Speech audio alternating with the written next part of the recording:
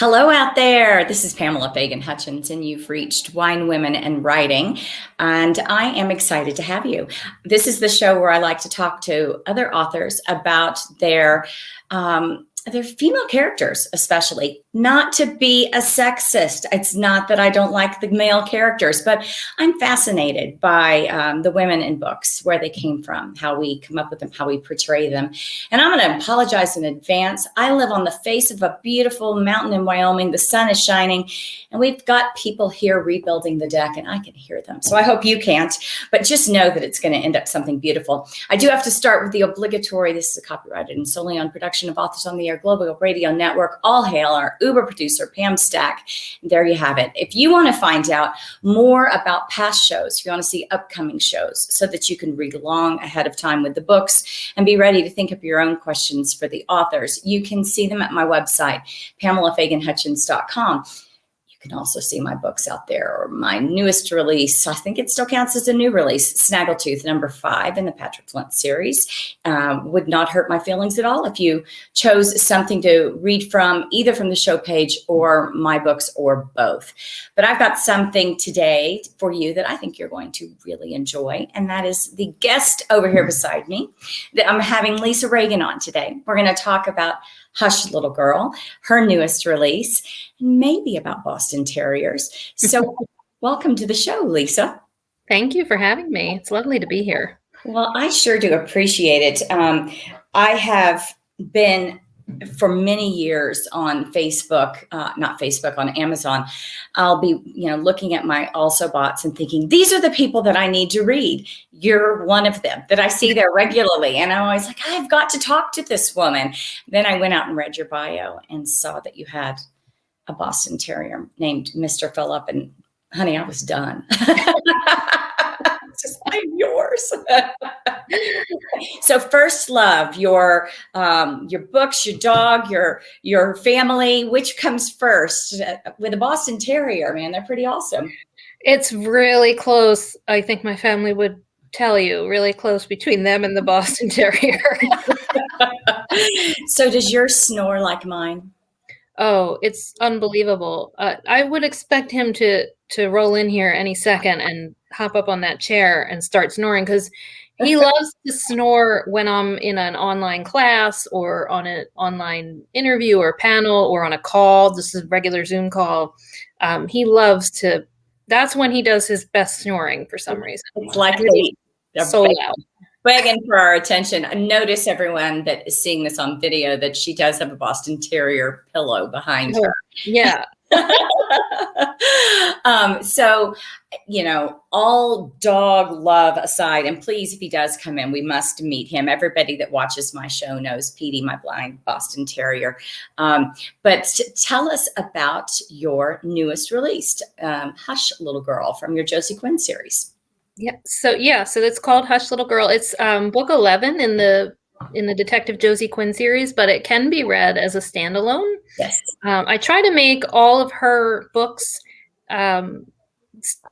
essentially standalone mysteries. I mean, it will mean more to you if you're interested in following the characters through the whole series, but you can absolutely pick up any one of them. Yeah. And you'll be fine, because all the mysteries are unrelated. So in this book, Josie is about to get married, and she's at her wedding venue, actually in her dress, just hours away from the ceremony. They're starting to take some pictures in the bridal suite, and her team, and all of her team is there because they're attending the wedding. They get word that a young girl has been found dead in front of the church where they're supposed to get married. So Josie, being Josie, her family kind of talks her into not rushing over there, and then she kind of can't help herself. She calls one of the other detectives who's over there at the church, and while they're talking, Josie realizes that she knew the young girl. So then her and her would-be husband kind of rush over there to the church, and then they get plunged into this investigation. And it turns out that at the girl's home, there's a second body, which is the body of her mother. So And they lived in a really remote place in the woods, and they were kind of a very secretive family. So the mystery is not only figuring out who killed them both, but what was going on in that remote home in the middle of the woods. I loved the visual, by the way, of her in her wedding dress, torn between love and duty and justice and everything else. And it lasted for several chapters, and the dress was getting more and more, abuse as it went on. But it just seemed so perfect. So where'd you come up with a great visual like that for opening this story? Well, was actually my editor's idea, because we were talking about how, well, obviously if you had read book 10, you would know that she got engaged. So the next logical step would be the wedding. And we were talking about more or less how to ruin it. How to ruin this wedding for Josie. Poor Josie, you would think you'd love her after 11 books, but you just abuse her. No, the fans are so upset. They just want something to go right for her. But so we were going back and forth talking about, when exactly would the body be found? Would it be after the wedding? Would it be before the wedding, during the wedding, that sort of thing? And we kind of thought, well, wouldn't it be cool and fun, especially because you're writing fiction, and just really Josie-like, for her to be stuck in her dress for part of the investigation. Well, it really worked. It grabbed me for sure. And I also loved the mystery that was unfolding just about the identity of who the mom and her children were that were in this remote cabin, as well as about the murder itself. It's a great book. It's really exciting and very, very much a whodunit, very much a keep you guessing until the very end. But let's take it back even further than this story. This is a long running character, 11 books now. When you started writing Josie, did you have any idea that you would be talking about the book 11 and probably plotting out the next couple, if I had to guess? Where'd she come from, and how'd you first envision her? I had no idea. Honestly, I thought we contracted for 3 books when I came up with her, and I had by that time was so used to failure that I thought, oh, this will be nice. I'll get 3 books out of this, and it'll be a nice little trilogy, and then I'll have to move on because nobody's going to read these.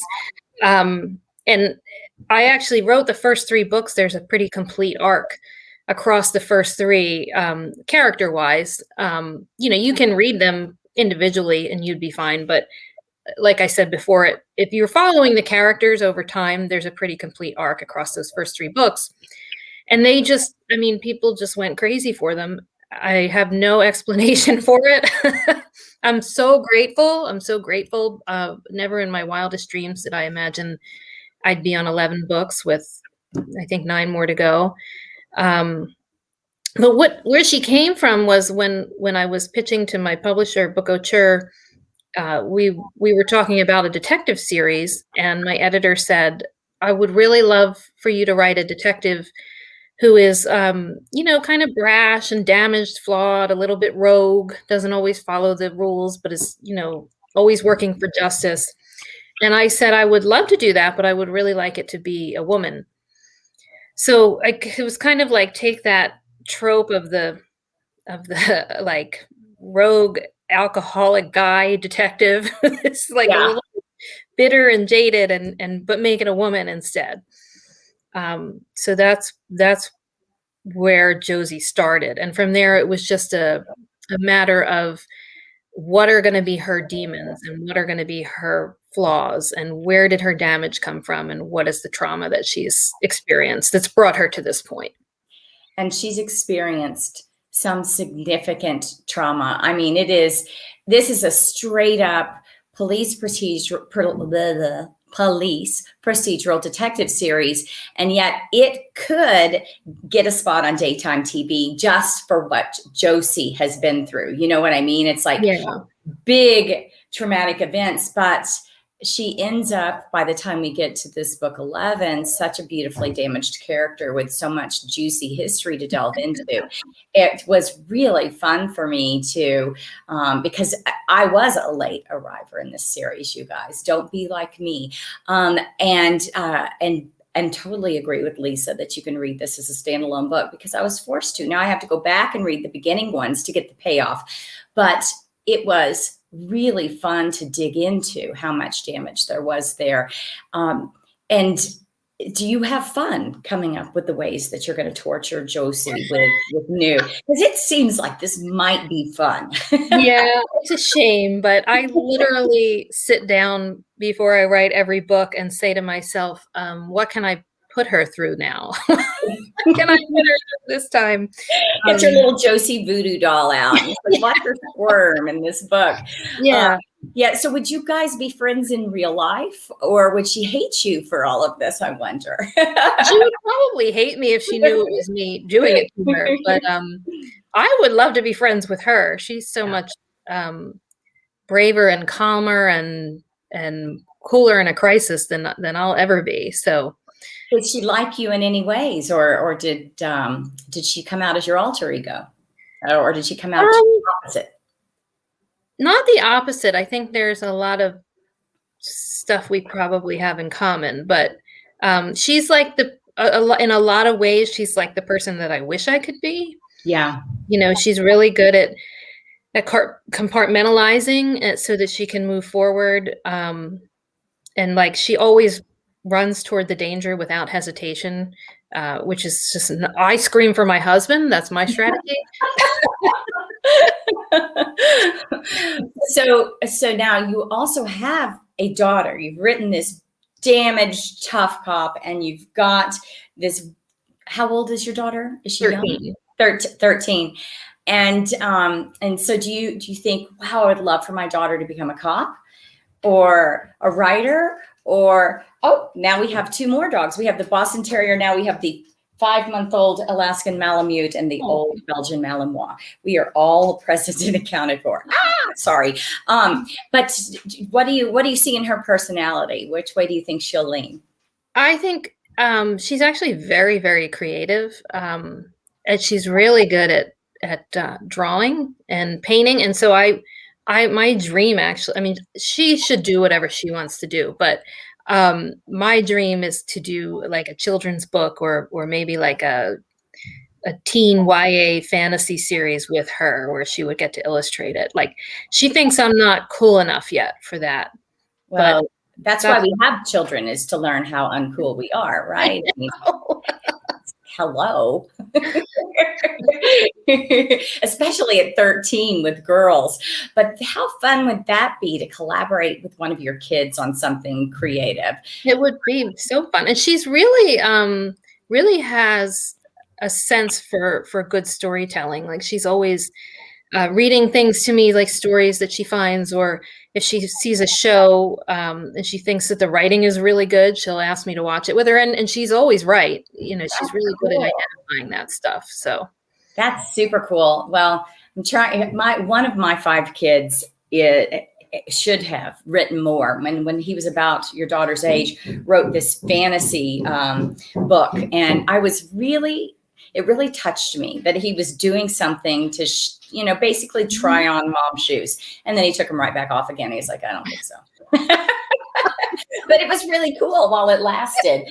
Now, I had another son, my oldest, who's my stepson, who shares a bit in common with you. I read in your bio you went to Bloomsburg. I did. Did you like it? I loved it. Oh, I loved it so much there. Yeah, and I would not be upset if my daughter went there. How far away is it from where you guys are now? It's probably about 2 hours. So nice. Mom can't stop in for dinner, right. Necessarily. I guess you could if you're really determined, but you can still get home to do laundry on the weekends, kind of thing. That's right. Well, our oldest, we were from the Virgin Islands, and he went to Bloomsburg his first year to play football, and it lasted 1 year. And he went and took his whole self to Florida. After that, he was like, "Oh no, that is the coldest place I've ever been." But it's a beautiful part of the country. So with respect to the Josie Quinn series, you mentioned 20 as where you guys are seeing it play out. Where are you in writing it now? Are you working on number 12? Do you have the next few gelling? How's your process work? I am. So I'm contracted for 20, and that's if people keep reading them. Yes. So if for some reason the readership were to fall off before we get to 20, then I would move on to something else. But I'm really lucky to have the most incredible fans and readers in the world. I mean, they're even more enthusiastic now in book 11 than they've ever been, which is amazing. It was a great book. I mean, they should be. Thank you. Thank you. Yeah. So I've written, I'm finishing up 12, and then my editor and I have this document that's always about 3 books ahead, with ideas that we go back and forth with every time I finish one. And then we choose from, the 8 or 9 ideas we've got in that document, what we're going to do next. Yeah, that's fun.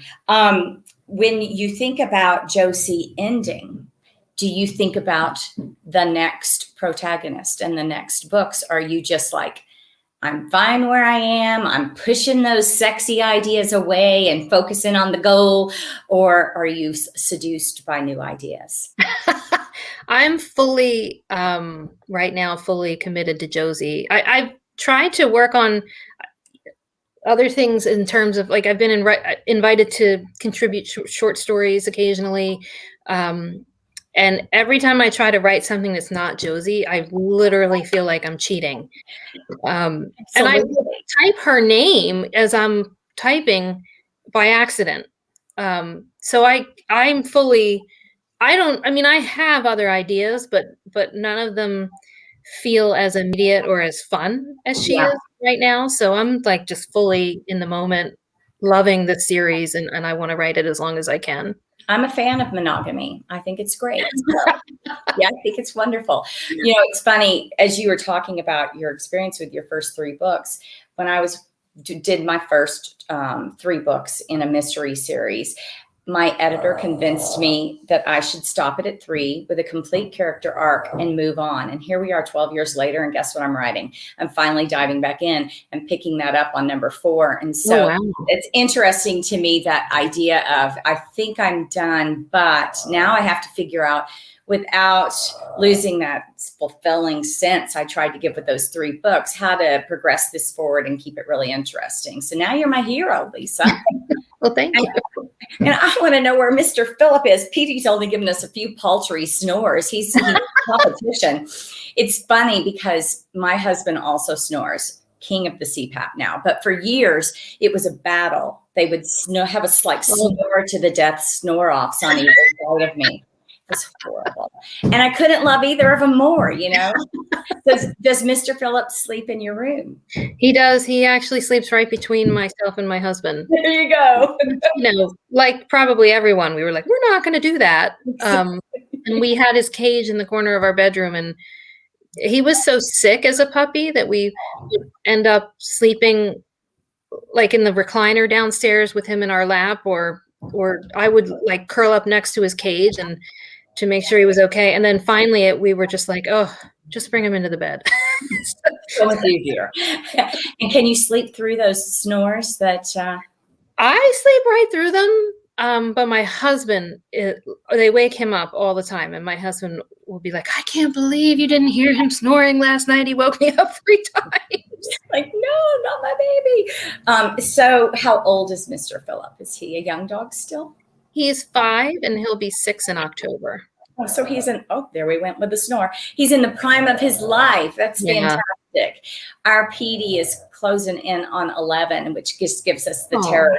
He's our 2nd Boston Terrier in the house, and we have vowed never to be without a Boston Terrier again for as long as we live. They're just so much fun. In fact, I wrote my first kids book this last year, starring a one-eyed Boston Terrier. Oh, that's awesome. Yeah, it was great. And my son's partner was the illustrator for the book. Oh, It's very nice. fun. Labor of love. Yeah. So with respect to Josie, and I just had someone comment on the post that they can hear Petey. I apologize, you guys. At least you can't hear the contractors and they're not cursing. So with respect to Josie and the next book, this last one just came out 3 months ago. Actually, April 14th. Okay, so even more recent, a month ago. And I hope it's doing fantastic for you. The reviews are fabulous. When do you expect to gratify your great fan base with number 12? How fast are you, girl? August 12th, it will be out. So are you a 2 a year pacer on 3? Josie? 3. Yeah. 3 for Josie, yeah. Yeah. I love talking to an author that keeps a brisk pace, because you talk to a lot of them that are 1 a year writers. And I always think, what do you do with the rest of your time? It's like, oh my gosh, I couldn't even imagine. And so for all of you out there that are looking to dive into Josie Quinn, you can be like me and start with what's fresh and new and then go back. But you could start with number 1, which I highly recommend. And what's the name of the first one in the series? Vanishing Girls. Vanishing Girls. So you're looking for Lisa Regan, Vanishing Girls, or starting on Hush Little Girl. You can find out more about Lisa at her website, lisaregan.com, lisaregan.com. And is there anything that we didn't cover besides, of course, Boston Terriers and Josie that we should have before I start to bid the fine folks out there adieu? I don't believe so. I'll just say that if you guys are on Facebook, if you want to pop over to my Facebook page, even if you're not interested in my books, we do a lot of book giveaways over there. Not my books, not just my books, but any book that I come across that I think is really cool, I'll usually give away a copy. And I always try to keep readers informed as to what sales are going on. Not just my books, but again, any book that I think is awesome. So if you don't come for my books, at least come for the giveaways, because we do have a lot of fun over there. That's pretty nice of you. And I find that readers are readers, and that even for a great author like Lisa that keeps a good pace supplying your itch, that there's room there for more. So check out her Facebook page. And all of you guys, thanks for tuning in. I'm really blessed to have so many great people that watch and support this show, and so many great authors that take a chance and come talk to me and the snoring dog beside me. Everybody, remember to go back out to the website. You can see who I've got coming up next, and you can prep by getting their book and reading ahead for the show, so you'll enjoy the conversation even more. Take care out there, everyone.